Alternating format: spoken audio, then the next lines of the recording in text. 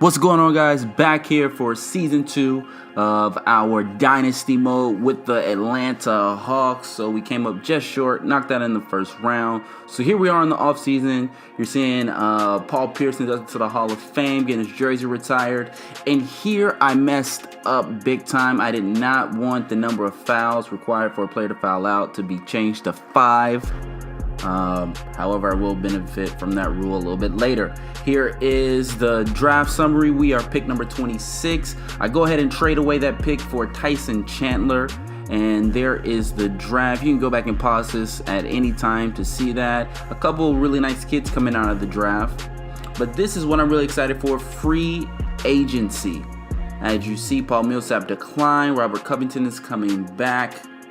So a lot of big name free agents. Only Ty Lawson is willing to talk to me. So we are going to offer him a 3-year deal. Now remember, inflation is already up. That's why we have these players getting super big contracts. And going into it, I saw that I was super close to signing Kevin Durant, only $600,000 away from signing Kevin Durant. And so I decided that the best thing to do is to trade away someone, and I was struggling between J.R. Smith and Austin Rivers, and I choose J.R. Smith.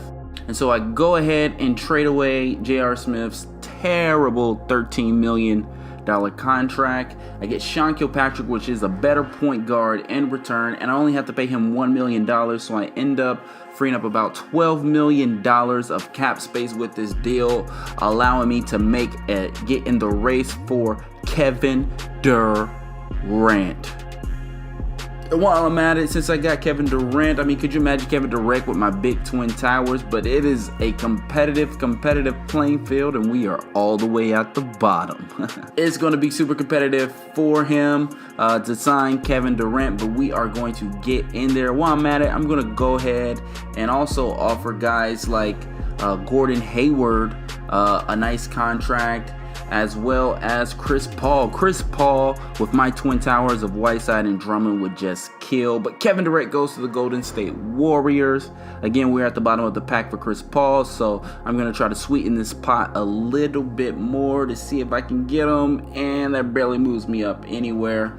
Same thing with Gordon Hayward. We're at the bottom of the pack trying to move our way up, so we're going to go ahead and increase this offer, give him as much money as he wants, and that barely gets us above. We're still below the Jazz here. No other big name free agents out there that I saw that I wanted, but they both decided to stay with their respective teams. And so now I'm going to try to get a steal on Paul Millsap, but this is not going to work. I tried to get him a front-end loaded deal, but he could just get more money in other places. So, because we could not sign Paul Millsap, we have tons of cap space, and so now we're just going to offer a bunch of people contracts. Kyle Korver, Nene, Andre Iguodala. We're going to offer all these guys contracts. Ty Lawson, we're going to try to get him, although I don't believe he ends up signing with us. Darren Williams, because we don't have a starting point guard. Patty Mills, we're going to go ahead and offer a contract too, because we have $50 million in cap space. We're going to sign David Lee, and these are all super small contracts. Rajon Rondo, Wayne Ellington. As you see, no one's getting paid more than like $6 million per year. So Nene, Darren Williamson, and David Lee and Rajon Rondo are the first to come to the Atlanta Hawks with our twin towers. Now what's cool is a lot of these guys are signing for the mid-level exception. Kyle Korver, we're going to go ahead and sign him, and we still didn't have a big name, so we offered JJ Redick a big time contract. So as you see, here is where we are at. I'm really liking our team so far. We're paying 3 players a little bit over $20 million. Andre Iguodala, $17 million. A couple other players, $11 million. But everyone else is on very small contracts. Here's how everyone progressed during the season. And when it came down to it, I had too many players on the rosters. Now, I knew if I cut the players, their contracts would still be counted against my salary cap, so I didn't want to cut anybody before the season. So what I went ahead and did was I went ahead and looked for a reasonable trade that I could do to trade away some people, so that way their their contracts do not count against my salary cap. And so we're going to go ahead and find 3 people on my team that I can trade for, because we are overloaded at every position. Just about every position has someone rated 70 something or higher, and so we're not really worried about who we trade, but we do want to try to get clear up some cap space. And so we're going to go ahead and trade away Spencer Hawes, Jinlan Yi, and Austin Rivers. And in return, we're going to get a couple first-round draft picks from the Pelicans. So that's going to free up another $12 million in cap space this year. So we have a fully loaded roster. Everyone pretty much above 75 or higher. Our 2 twin towers in the middle, and we still have tons of cap space. Hassan Whiteside came out 43 and 23, first game of the season, and so he's coming out here ready to ball. I'm not gonna have to make a lot of trades, but then Hassan Whiteside goes down for the season, and this changes everything. I hadn't planned to make really any trades for the whole season. I really like my roster, but with Hassan Whiteside, which was essentially our best player, going down, we got to do something. So the first thing we're going to do is bring in Michael Kidd-Gilchrist from the Hornets for Kyle Korver and David Lee. Welcome to the Atlanta Hawks. Second thing we're going to do is go get Sirik from the 76ers. They were asking for a lot. Patty Mills and a first-round draft pick. But we also get that Timothy but I can't say his last name, so that's how I say it. Don't judge me. All right, so we get 2 80s overall in exchange for Patty Mills and a first-round draft pick. I'm liking it.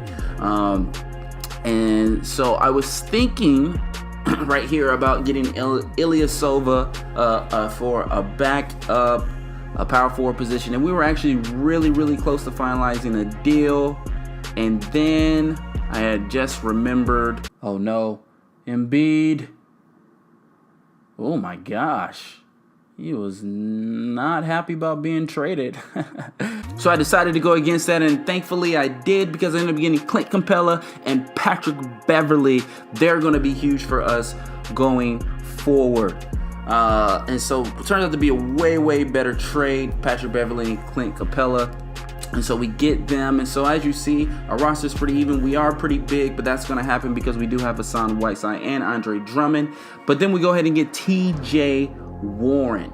And that is going to be huge for us. So I'm really liking us overall. We just trade away Sean Kilpatrick and Nene and a first-round draft pick.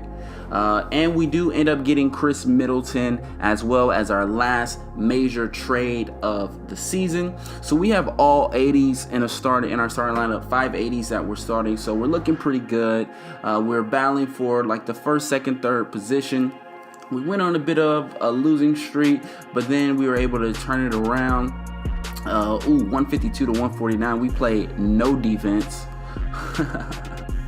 But we end the season pretty good. I think we're going to come away with the second or third spot in the Eastern Conference. LeBron James gets your MVP this year. You can stop this at any point if you want to see the awards. Clayton Griffin, Rookie of the Year.